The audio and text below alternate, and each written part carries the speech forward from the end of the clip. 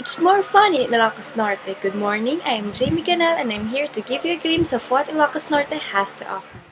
Did you know that the late President Ferdinand Marcos was born in Sarat, Ilocos Norte?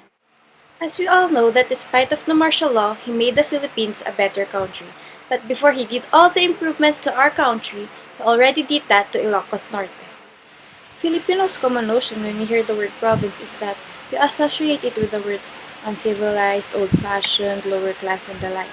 But what most of us don't know is that most of them are already civilized and updated. In fact, the last time I visited Ilocos Norte, I even saw some Ilocanos who possess iPhones, laptops, cameras, music players, and most of them already has cars. And when you visit there, you'll see a lot of big houses because most of their relatives are already abroad. And just a few years ago, Robinson's Ilocos Norte was established in San Nicolas. I'm pretty sure you won't visit Ilocos Norte just to shop and dine at Robinson's, right? So allow me to take you to a virtual tour so that when you visit Ilocos Norte, you'll already know which places to go and what things to buy and eat. The first stop is Poway Church, also known as St. Augustine Church. It is a 300-year-old church which became famous for its distinct architecture. Building of the church started in 1964 by Augustinian Father Antonio Estavillo and it was completed in 1710. Second is the Poway Lake. It is a beautiful freshwater inland lake. Its environs has been turned into a sports complex including a world-class golf course. Our third spot is the Malacañang of the North. It used to be the official residence of President Ferdinand Marcos and his family when they are in the north. Fourth is the Marcos Museum and Mausoleum located at Batak City. Former First Lady Imelda Marcos formally opened the museum that houses all the memories of his husband, the late President Ferdinand Marcos. Marcos' remains are still on public display at the mausoleum. From Paway to Batak, now we're jumping to the capital, Lawag City. Our fifth spot is Fort Ilocandia. It is the only five-star hotel in northern Philippines, sprawling over 77 hectares of land amidst gentle sand dunes and pine forests, with 2-kilometer sandy beach. Our sixth stop is Museo Ilocos Norte. It is one of the best ways to know the Ilocano culture. It showcases the varied ethnicity and multifaceted cultural heritage of the Ilocano people.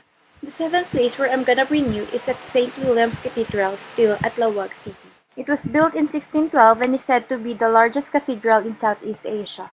Beside it is the Sinking Bell Tower. It is a massive 45-meter bell tower which is said to be one of the tallest bell towers in the Philippines and was built by Augustinians in 1612. The tower is said to be sinking 1/4 inch per year due to earthquakes and soft land. We'll have a long road trip before we reach our ninth spot. I think it would take us for around 2 hours travel time before we reach our destination.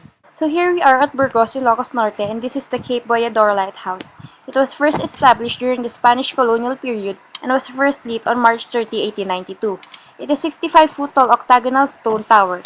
It is very fascinating to go here even if you won't enter the lighthouse itself, because from up here, you'll get a breathtaking view of the South China Sea.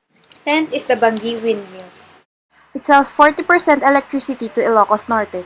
It is officially referred to as the North Wind Bangi Project. The project is the first wind farm in the Philippines and there are 15 wind turbines all in all. It was built as a practice renewable energy sources and to help eliminate the greenhouse gases that cause global warming. As we go farther north, we'll reach our 11th spot, the Pagudpud Beach.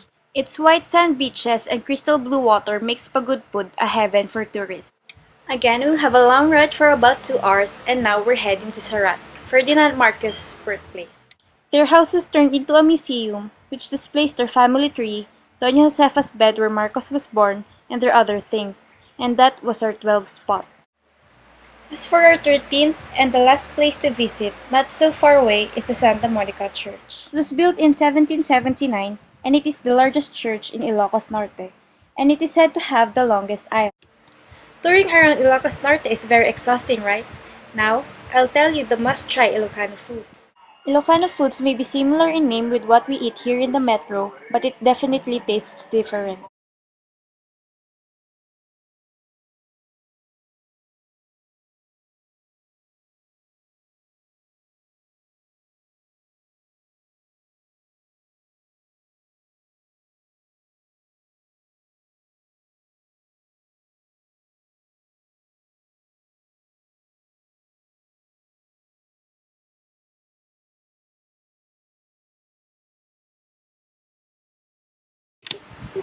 You can also buy Ilocos blanket, Inabel cloth, rice coffee, and native stuffs like bag, wallet, and fans as pasalubong on your way home.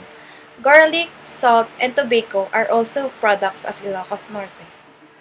So if you want to relax, breathe some fresh air, and get away from the hassle and bustle in the metro, go give yourself an unforgettable summer. Come to Ilocos Norte. Thank you for watching my video. I hope you enjoyed it. Again, I'm Jamie Ganal and it's more fun in Ilocos Norte.